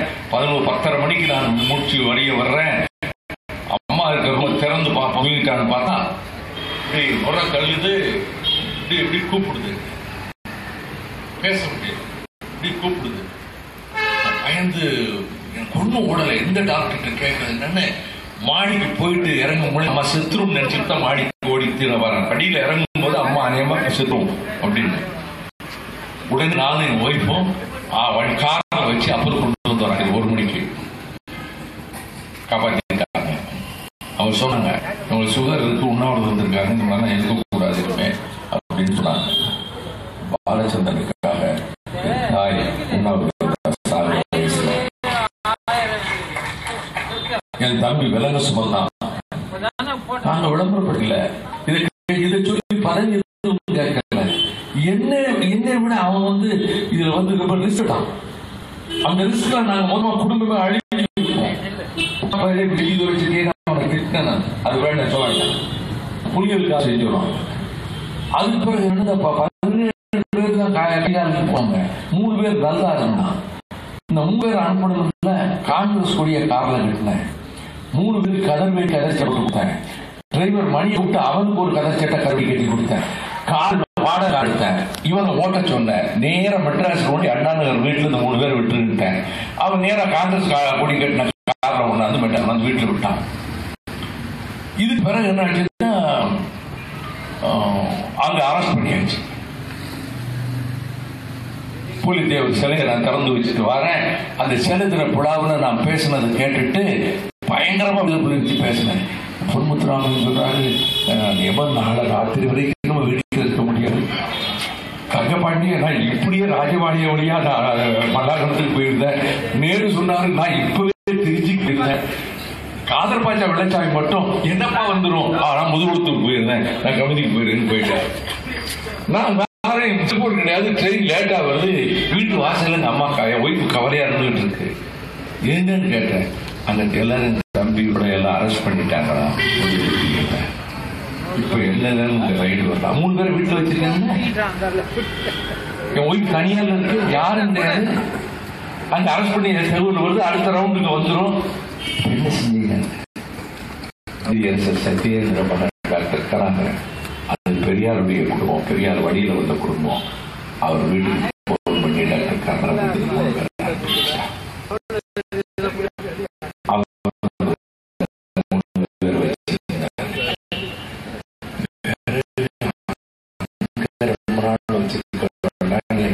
பாலம் இருக்காங்க. அவன் வீட்டுல ஒடிச்சா அவன் வீட்டுல 8 மாசம் அவங்க 3 பேர் வச்சிருக்காங்க.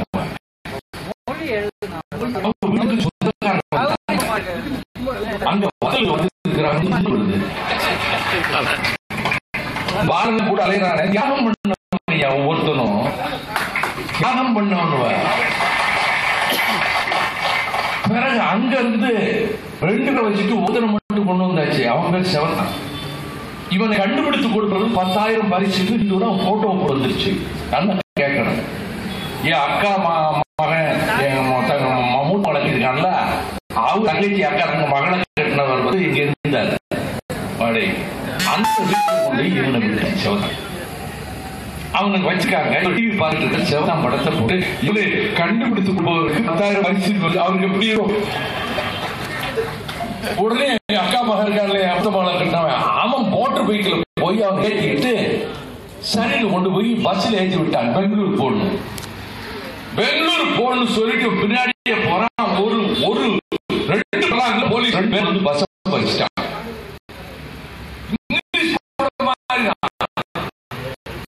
அப்ப சரி கட்சியெல்லாம்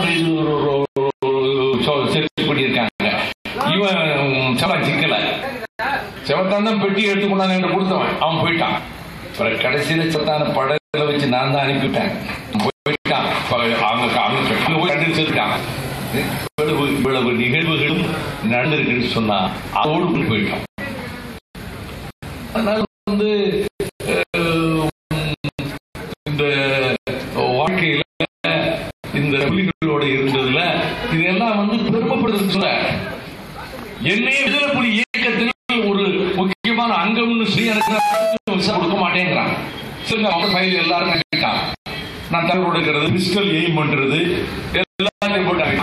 அதனால எனக்கு விசா கிடையாது. எந்த நாட்டுக்கு விசா கிடையாது. எனக்கு நான் எங்கேயும் போக முடியாது. நான் பற்றி கவலைப்படல. ஆனால் இதையெல்லாம் நாங்கள் விளம்பரப்படுத்திக்கல. நான் ஒன்னே தலையிட்ட கேட்டேன்.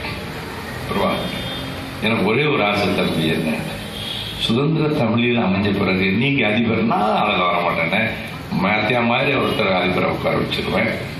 நான் வந்து போரில் கைகால் இழந்தவர்கள், அங்ககீனமானவர்கள், வாழ்விழந்தவர்கள், கணவனை பறி கொடுத்தவர்கள், மகனை பறி கொடுத்தவர்கள், அவர்களுக்கு புனர்வாழ்வு கொடுக்கின்ற ஒரு அமைப்புக்கு தலைவர். இன்னொன்னு, ஒரு வலிமையான கப்பல் படையை ஈழத்துக்கு அமைப்பேன். 2 தான் ஆசை. இந்த 2 வேலையை செய்வேன். எனக்கு ஒரு ஆசை இருக்கு தம்பி. என்ன ஆசை? முதல்வர் ஆசையெல்லாம் எனக்கு இல்லைன்னு இல்லை தம்பி. நீங்க சுதந்திர தமிழில் அமைச்ச பிறகு என்ன உங்களுடைய சிறப்பு குடிமகனை அங்கீகரிச்சு தமிழ் ஈழத்தின் முதல் பிரதிநிதி ஐநா சபைக்கு நீங்க அனுப்பி வைக்கணும். அங்க போய் நான் பேசணும்.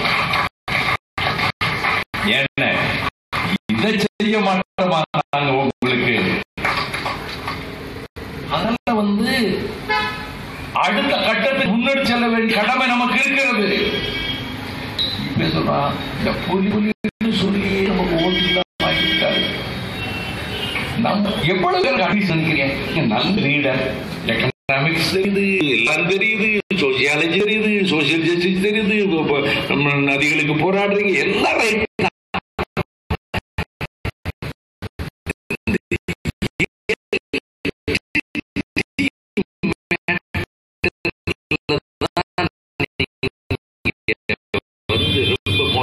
ரொம்ப பாதிக்கப்பட்டுச்சு.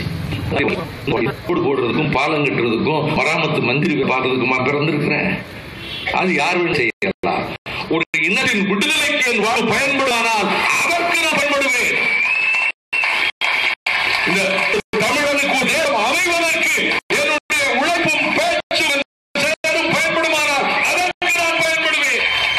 எந்த உறுதியோடு மாவட்ட செயலாளர்கள் தோழரும் எந்த ஆசையோடு என்னோடு வரவில்லை. பலவர்கள் விலகி போய்விட்டார்கள்.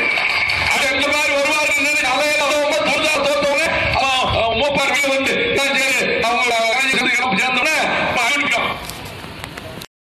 அதுல பாதி வெள்ளம் போயிடுச்சு. அதை பத்தி அது ஒரு கட்டத்துல கொஞ்சம் பேர் கலைஞ்சிட்டாங்க. இப்ப எல்லாம் புடம் போட்டு எடுத்த சொக்க தங்கங்கள் தான் என் கூட இருக்காங்க.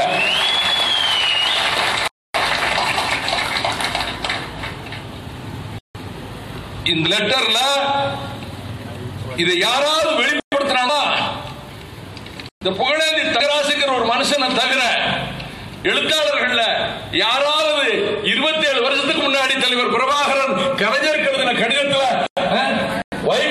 வைகோசாமியை நினைக்கும் போது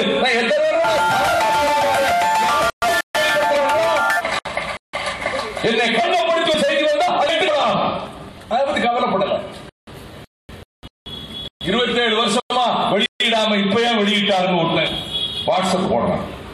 நான் செத்து போறது இப்ப எனக்கு தெரியாது இல்ல, அதனால வெளியிட்டேன். நான் உயிரோடு இருக்கும்போது வெளியிட்டணும்னு வெளியிட்டேன். எனக்கு வயசாயிடுச்சு. இப்படி சொன்னா டிஆர் உங்களுக்கு போகக்கூடாது. அதான் உண்மை சொல்லிட்டாங்க.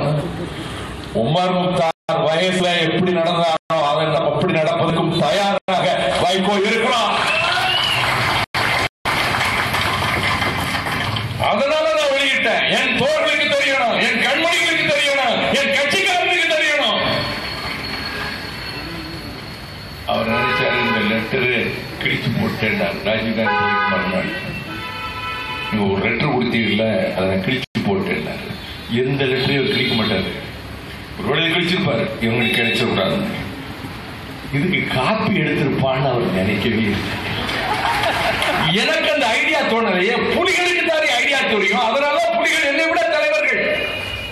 சூச வந்தாரியா ராத்திரி 10 மணிக்கு தலைவர் அங்கிருந்து கேட்டுக்காரு, பத்திரமா வந்துட்டாருன்னு கேட்டு தகவல் சொல்லு. கொட்டமான் மூலம் சூச வந்தார். அப்ப ட்ரீட்மெண்ட்ல இருந்தாரு.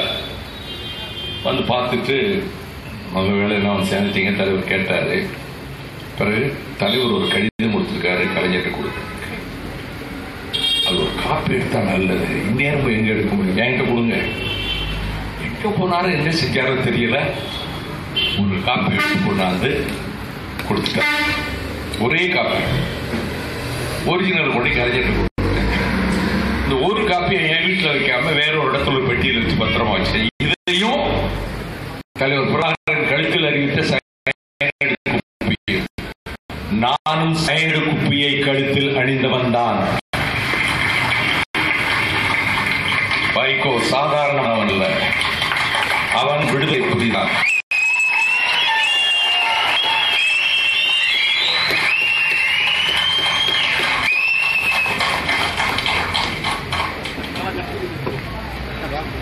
சூசதான் அதை கொடுத்தா வச்சிருந்தேன்.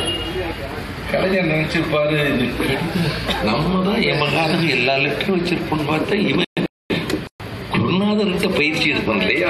அந்த சம்பு ஒருத்தன் என்ன பண்ணிருக்கான், சிஷன் எல்லா சலம்பு சண்டையும் சொல்லி கொடுத்துட்டாரு குருநாதர்.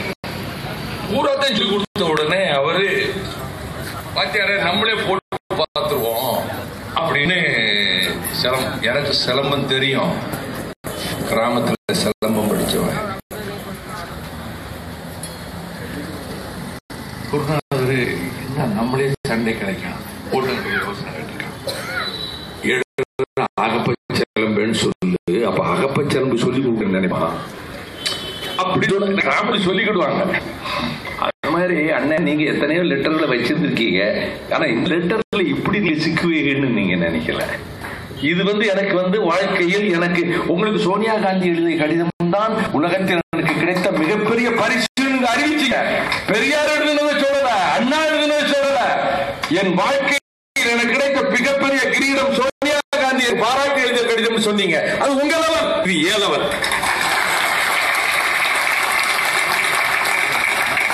எனக்கு தலைவன் பிரபாகரனுக்கு ஈக்குவலா எந்த தலைவனும் கிடையாது உலகத்துல.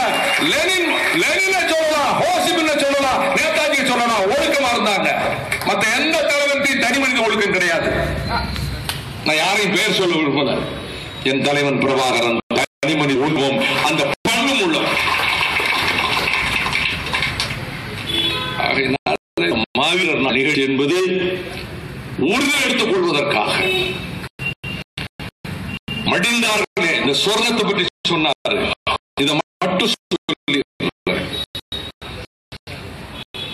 என்னை வரவேற்க வந்தது சொர்ண கடற்கரையில. நீங்க பாத்தீங்கன்னா அந்த படத்துல என் கால் விரல்ல கட்டு போட்டுக்கும். நீங்க திரும்பி போகும்போது அந்த படகு இப்படி ஆடுது இல்ல, இந்த படம் இறங்கணுமா, இங்கிட்டு இறங்கக்கூடாது. எனக்கு தெரியாது, இருட்டு நேரம், விடிய கால நேரம், 40 புலிகள் அவங்க கருப்பு ட்ரெஸ்ஸோட நிக்கிறாங்க. மற்றவங்க அது அடிச்சா முதுகெலும்பு உடைஞ்சு நிறைய பேர் செத்துருக்காங்க. அந்த பசங்க மின்னல் வேகத்துல பாஞ்சு என்னை தூக்கி அங்க போட்டாங்க. அந்த கல் அடிபட்டுதான் அந்த கால் விரல் காயம். அதுக்கு அங்க தலைவர் பிரபாகரன் சொல்லி டாக்டர் மருந்து போடுவார். டாக்டர் முகத்தை காட்ட மாட்டாங்க. அந்த வீடியோ கேசட்ல பாத்தீங்கன்னா இது வரைக்கும் தான் இருக்கும், அவர்கிட்ட பேசுறது இருக்கும். அந்த அப்படிப்பட்ட ஒரு களத்திலிருந்து கடைசியா விடைபெற்று வருகிற போது எனக்கு அழுகையா இருந்தது. ஏன்னா 1.5 லட்சம் பேர் இருக்காங்க, இவங்க என்ன ஆவாங்களோ, இவரோட இருப்பாங்களா அப்படின்னு. அது வரும்போது நடந்த சம்பவங்கள்லாம் போகட்டும். அதன் பிறகு எனக்கு 22 வருஷம், எத்தனை வருஷத்துக்கு பிறகு 89 இருந்து 2009 99 20 வருஷமா, 20 வருஷம் கழிச்சு எலெக்ஷன் ரிசல்ட் வந்திருக்கு. சிவகாசி தொகுதியில தோத்துருக்கிற லீடிங் 14,000 ஓட்டுல காங்கிரஸ் போயிட்டு இருக்கு. அடைக்கல கொஞ்சம் அஸ்தியா இருக்கு, படுக்கிறேன் 4 மணிக்கு. நல்லா கவனிக்கணும். கொஞ்சம் நேரம் படுக்க தூங்கல. தூக்கம் வராத ஒரு கட்டத்துல ஒரு காட்சி வருது, கனவு மாதிரி இந்த ஒரு காட்சி. தலைவர் பார்க்கணுங்கிறார் பிரபாகரன், இன்னைக்கு கூட்டி போறாங்க. பெரிய மண்டபத்துல காயப்பட்டவங்க அவங்க அங்கெல்லாம் அங்க படுத்து கிடக்குறாங்க. ஆண்கள் பெண்கள் பல பேர் இருக்காங்க. ஒரு மூலையில ஒரு ஸ்கிரீன் தொங்குது, பிரிக்கிற ஸ்கிரீன். அதுக்குள்ள போறேன். லெப்ட்ல ஒரு டெய்லர் துணி தைச்சுக்கிட்டு இருக்காரு. ஸ்கிரீனை பிளந்த உடனே வலது பக்கம் ஒரு பலகை கட்டு, பலகையில் தான் படுப்பாரு. தலைவர் படுத்திருக்கிறார். ஒரு கால் கட்டிலுக்கு கீழே தரையை தொட்டுக்கிட்டு இருக்கு. இப்படி இப்படி இப்படி படுத்திருக்காரு. யூனிஃபார்மோட, புலிப்படை யூனிஃபார்மோட.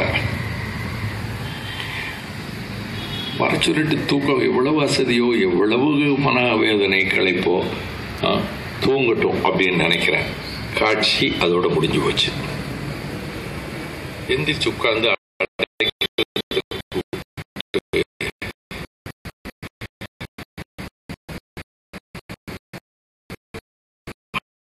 இப்ப ஒரு காட்சி வந்தது. 20 வருஷமா நான் நினைக்கிறேன் டெலிபதி சொல்லுவாங்க, அதுக்கு சயின்ஸ்ல விளக்கம் கிடையாது. இந்த நேரம் அவர் நினைச்சுக்கணும், அவர் நான் ஜெயிக்கணும் ஆசைப்பட்டவர், போய் போடணும்னு ஆசைப்பட்டாரு.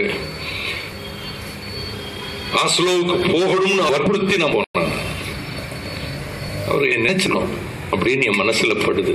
இந்த நேரம், இந்த நிமிஷத்துல 20 வருஷம் கழிச்சு இந்த நேரம் எதுக்காக என்னை நினைச்சிருக்கணும் அடைக்கலாம் அப்படின்னு சொன்னேன். போட்டோம். அதாவது ஒண்ணு வச்சுக்கிடுங்க, மகன் சார்ல்ஸ் ஆண்டனி யுத்தகலத்திலே முடிந்தான். மனைவி மதிவதனி, துவாரகா என்ன ஆனார்கள். பாலச்சந்திரன் இப்படி படுகொலை செய்யப்பட்டான். அதைத்தான் ஜோசப் பெர்னாண்டோங்கிற சிங்கள விமர்சகர் சொல்றான், தன்னத்துக்காக தன்னையும் தன் குடும்பத்தையுமே அழித்துக் கொள்ள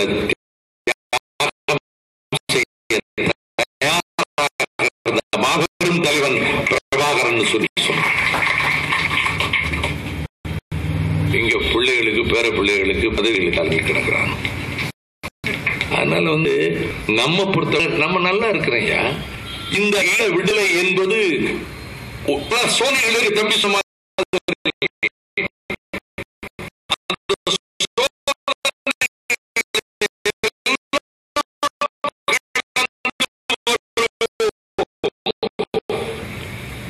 தமிழ்நாடு மக்களை கொண்டு செல்வோம்.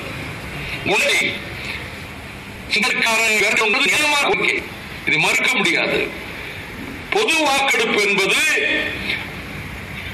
நம்முடைய புகழேந்தி தங்கராஜ் அவர்கள் சொல்வதற்கு மறுப்பு சொல்வதாக கருதக்கூடாது. எந்த அமைப்பும், எந்த ஈழத்தமிழர் அமைப்பும், எந்த தமிழர் அமைப்பும் பொது வாக்கெடுப்பு என்று நான் பிரசன்ஸில் சொல்லுகிற வரை சொன்னதே கிடையாது.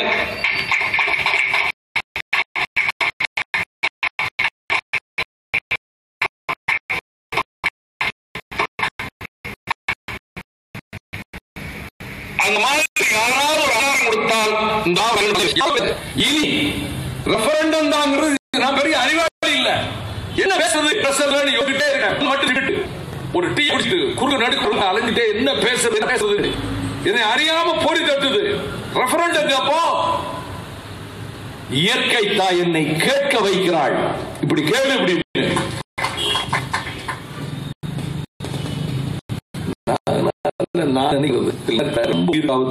தப்பிச்சு வந்திருக்கேன்.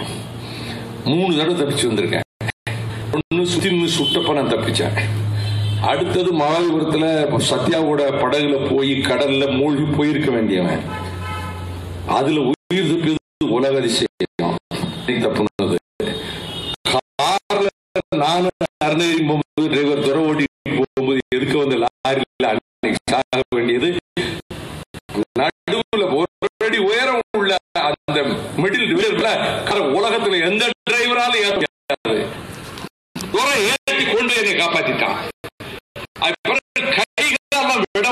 நடிகை துறை 3 தடவை நான் பிச்சிருக்கேன். நான் நினைக்கிறேன் எந்த நோக்கத்துக்காக இயற்கை உயிரை வச்சுக்கன்னு நினைக்கிறேன். அது சுதந்திர தமிழ